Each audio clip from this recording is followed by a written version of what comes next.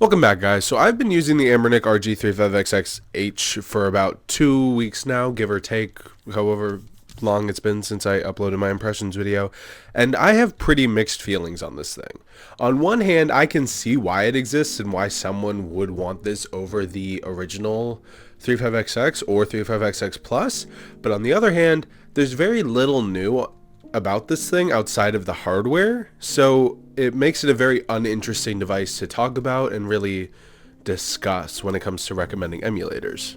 But we'll get to that in a second. For now, let's start with the specs. If you watched my 35XX Plus review, none of these specs will sound any different to you, considering they're literally the exact same specs as this one. But it uses the same 3.5-inch IPS display, the same H700 quad-core CPU, the same G31 GPU, the same 3300 mAh battery, and the same Linux operating system. The only thing different, like I said, is the hardware, so dwelling on this for very long won't really do anything, so let's just move on. If you want to hear me talk about the internals more, go watch my 35XX Plus review, because that's where I talk about the difference between the 35XX Plus and the original 35XX, which was more substantial than this two literally having the exact same internals. The hardware on this device is actually really nice. This isn't the first time Anbernic has made a horizontal device, and it very likely won't be the last, but I appreciate it anyway. They don't list what they used to make the shell of this thing, but I assume it's plastic. It's really nice plastic. It feels really solid, but I mean,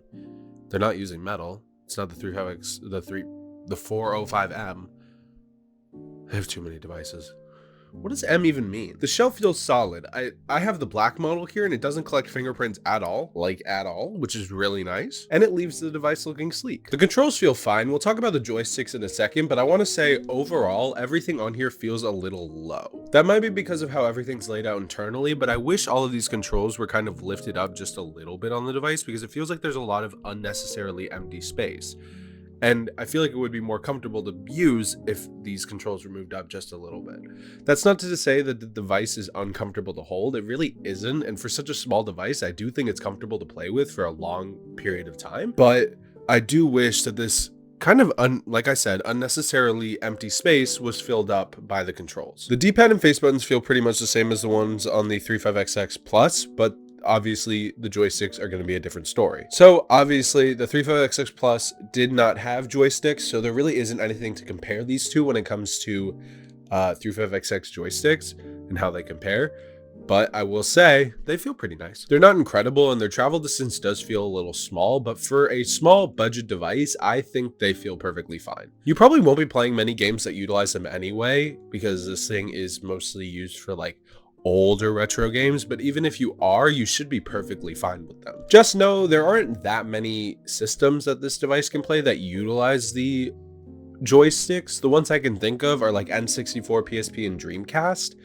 But for the most part, I've just been using them for the DS Virtual Stylus in Drastic. Moving on to software, there's nothing new. And this isn't a nothing new like the internals were, because the internals were, at least from the upgraded 35XX Plus, this OS, this software is the exact same as the one from the original 35XX from over a year ago. It isn't a horrible OS. I've been using it, and honestly, I've been loving it, but trust, after this, I will be switching to Garlic OS 2.0. I just haven't yet because I wanted to use the original OS that this thing came with for the review. The Linux front end is honestly a way better one for them to go with on any type of small device. It's what they did on the original 35XX and the 35XX Plus, and I think that's a great decision because this thing doesn't have a touch screen, much to my chagrin, and the front end thing they have here is really easy to control with the onboard controls. The D-pad and face buttons make it really easy to navigate all the games. There really isn't much more for me to say. The OS is fine. It's really nothing spectacular.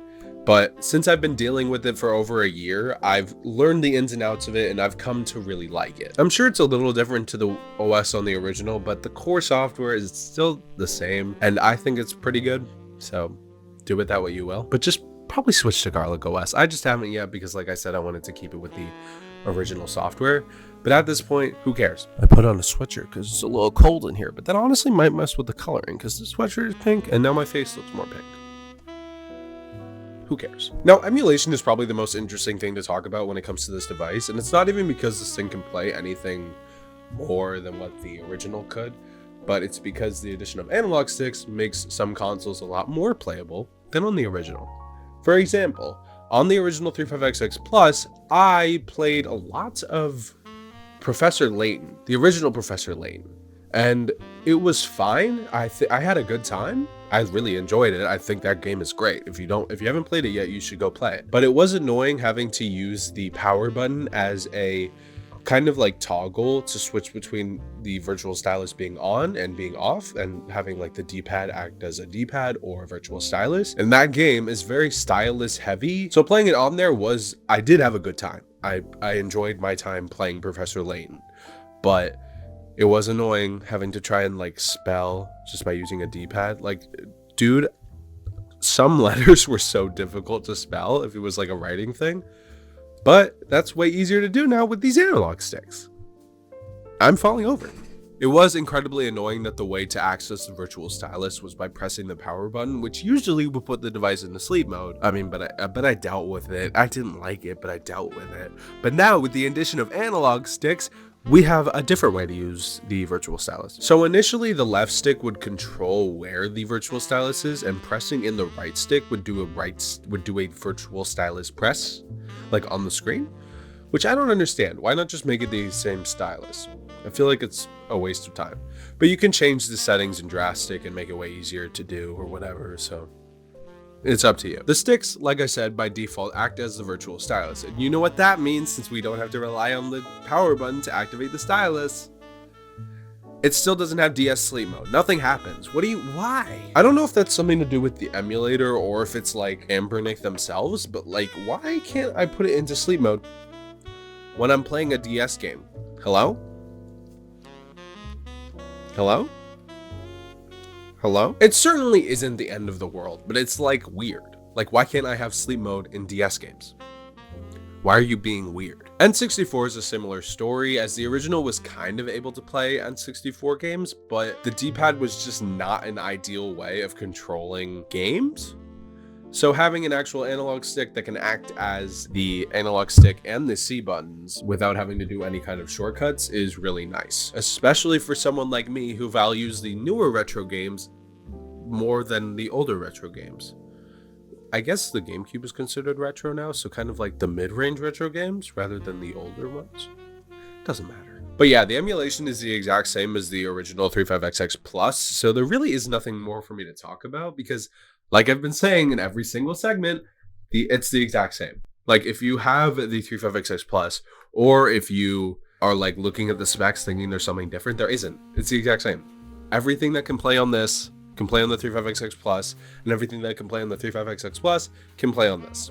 So before we get to the conclusion and whether or not I recommend this over the 35XX Plus or like whatever, I want to talk about something that I probably should have mentioned earlier but kept until now. The speakers. So the speakers on this thing are downward facing, different from the frontward facing speaker on the original.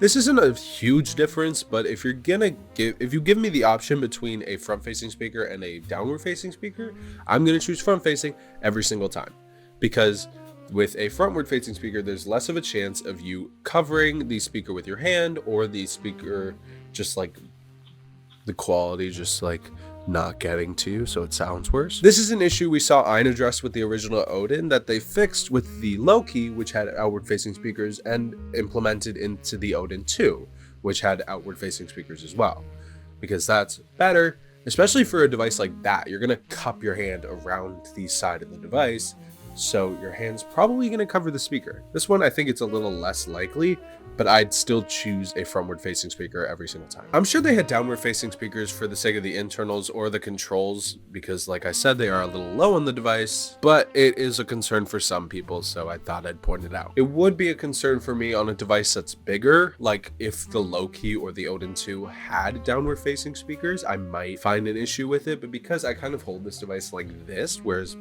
my palms or anything won't cover the speakers, I think it's okay on here. It's not great. I would rather have frontward facing speakers, but it's fine. So should you buy the Anbernic RG35XX H if you're a fan of retro gaming and the horizontal form factor?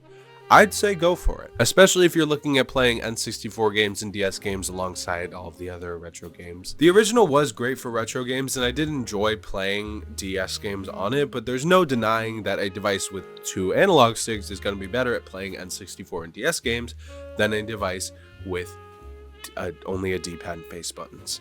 More so N64 and like PSP and Dreamcast, because DS only had a D-pad and 4 face buttons.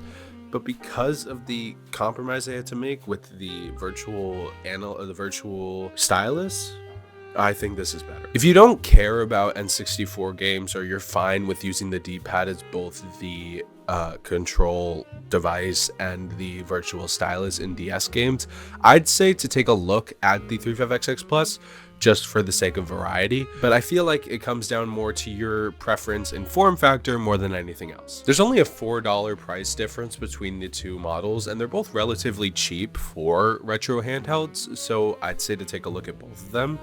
But I'm likely going to stick with the 35XX H just because I like the horizontal form factor better, and I want to play DS and N64 games, and I like having 2 analog sticks to do so. But what do you guys think? Do you already have a 35XX Plus and aren't planning on buying this? Do you not have a 35XX Plus and you're thinking about buying this? Do you have a 35XX Plus and are you going to buy this also?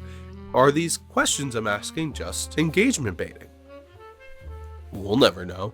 Let me know in the comments down below, and I'll see you guys next week, or later this week, depending on when I decide to upload, because I haven't uploaded in a while, and I feel like I probably should be uploading more. So I'll see you later.